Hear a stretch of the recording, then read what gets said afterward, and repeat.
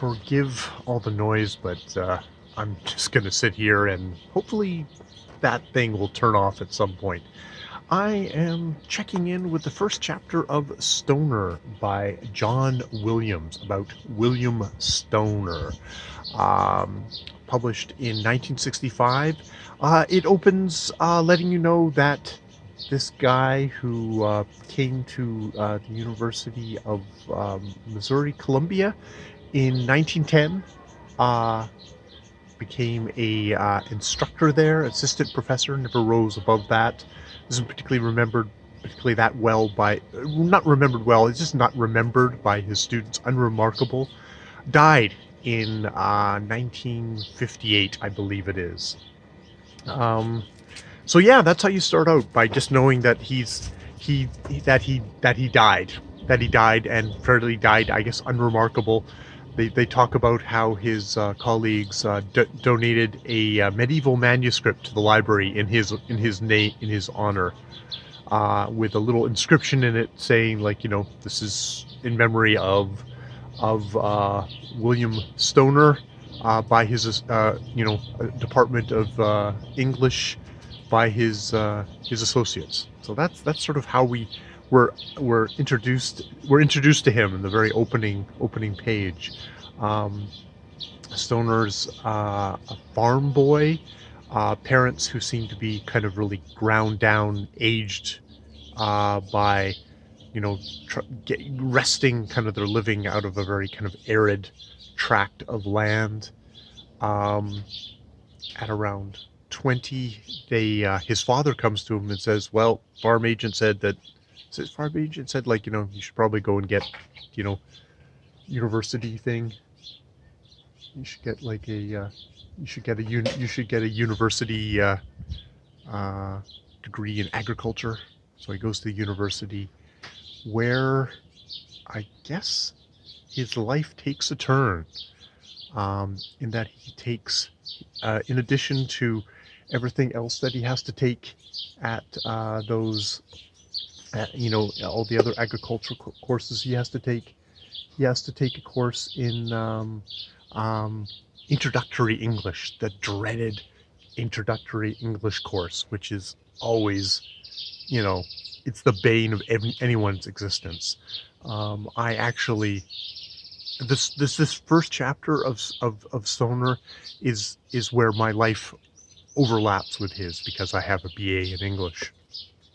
And man, I took a lot of introductory English courses and failed a lot of introductory English courses at the beginning of my university career, which ended up with me getting a BA in English, and doing a lot better, mostly because after failing a good number of times, I went away, taught myself the grammar that I had not been taught in high school, and then had the good fortune of bumping into an English professor who said, "You know what? To start off, I'm going to teach you how to write an essay." And once that happened, well, that was it. They might as well just give me my BA then, because I knew how to write an essay and I loved to read. So that was basically, getting a BA in English was like falling off a log. So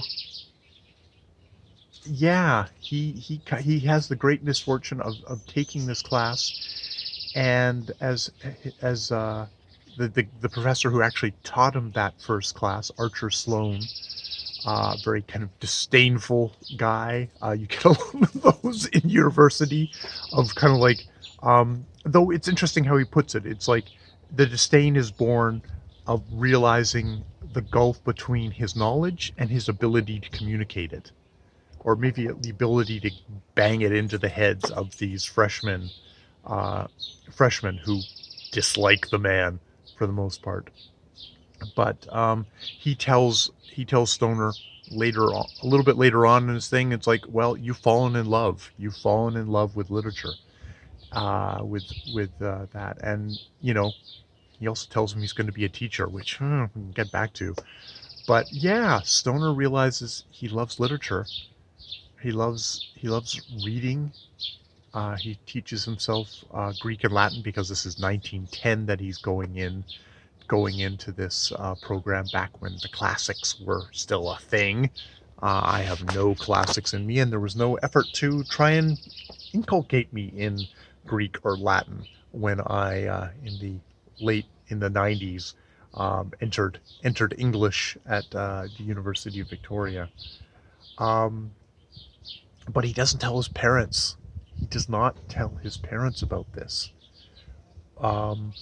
And indeed, he doesn't tell his parents all the way up into and including the ceremony where he receives the ceremony where he relieves his baccalaureate in English.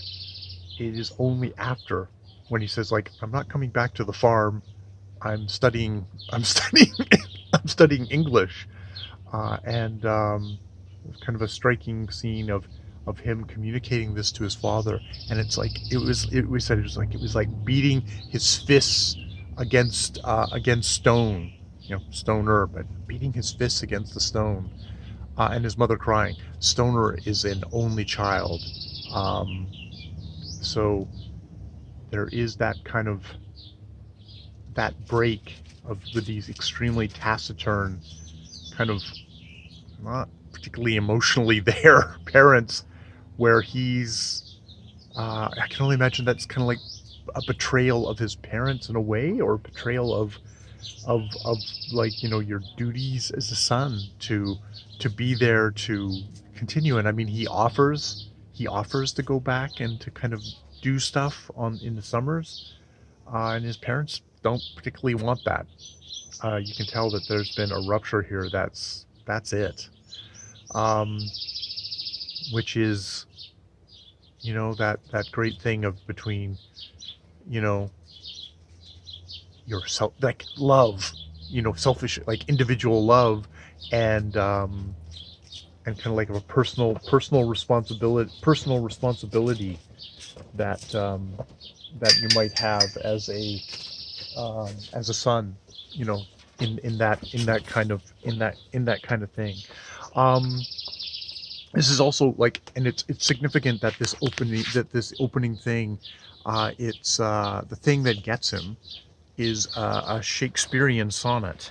It's the it is what number is it? It says that, but that time of year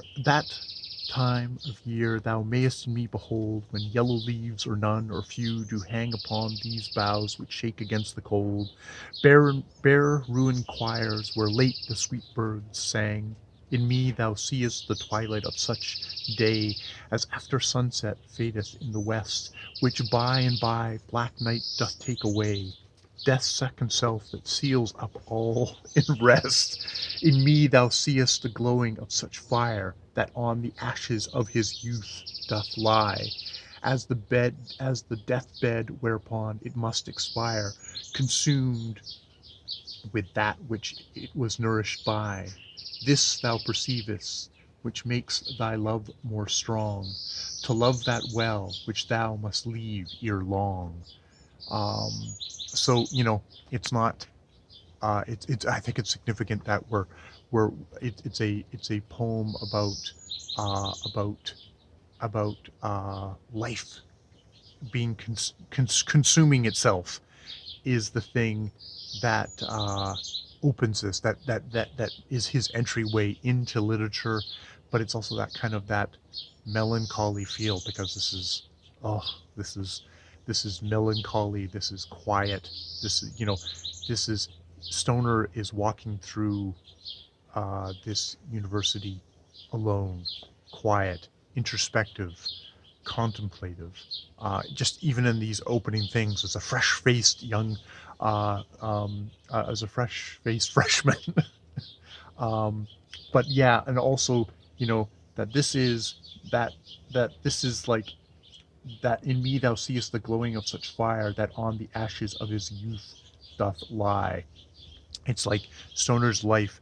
This is what his life is going to lie on. These are the ashes which his life are going to lie on. This decision to turn away from his parents, from farming, from a very particular type of life and turn into this, and to turn to being a teacher, which is it's always puzzled me as somebody who did not take that path. I turned a different way.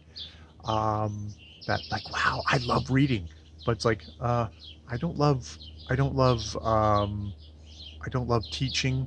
I don't love I don't love the I didn't, love university in itself. I could see that yes, this is the thing that introduced me to it, and it's like, wow, there's other people here who have the same interest as me, but I didn't see it as like, oh, this is where I want to spend the rest of my life. But Stoner decides yes, very much yes, irresistibly, with that kind of a passionate love, that this is where he wanted to stay. And I mean, that I totally respond to that passionate love, to that silence, to that melancholy, uh, to failing first those introductory English classes. That's the start. That's the start of Stoner by John Williams. Yeah, yeah. All right, more videos later.